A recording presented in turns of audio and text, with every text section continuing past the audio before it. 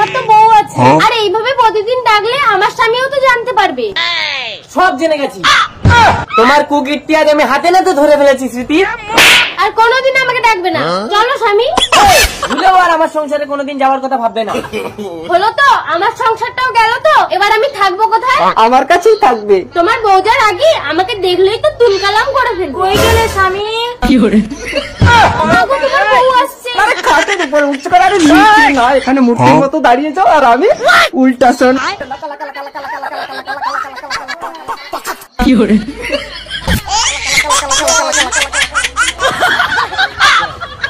আরে কি হলো, তুমি ঠ্যাঙের তল দিয়ে দেখছো কেন? আর তুই কে? আমি স্মৃতি। তুই আমার স্বামীর ঘরে কি করছিস? দীপা, ও আমার স্মৃতি। স্মৃতি? আমার আগের জন্মের সমস্ত স্মৃতি আমি দেখতে পাচ্ছি দীপা।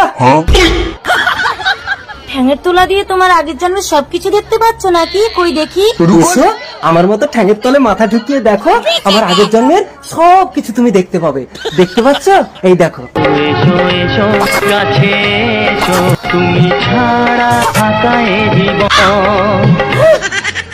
তার মানে আগের জন্মে তুমি একে ভালোবাসতে?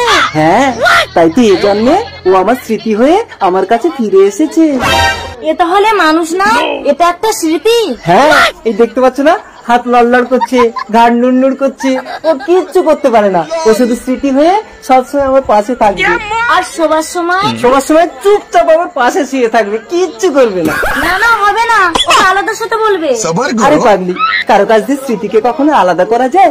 তাহলে সেই মানুষটাই তো মারা যাবে। না না, স্মৃতি তোমার কাছে থাকলে, যদি আমার শাখা সিঁদুর অক্ষত থাকে তাহলেও থাকুক। এই তুমি আমাকে কথা দাও, কখনো আমার স্বামীকে ছেড়ে যাবে না? যাবার কোনো রাস্তা নেই গো দিদি, তুমি সব সময় আমার স্বামীর কাছে থাকবে। আমি তোমাদের জন্য রান্না করে আনছি।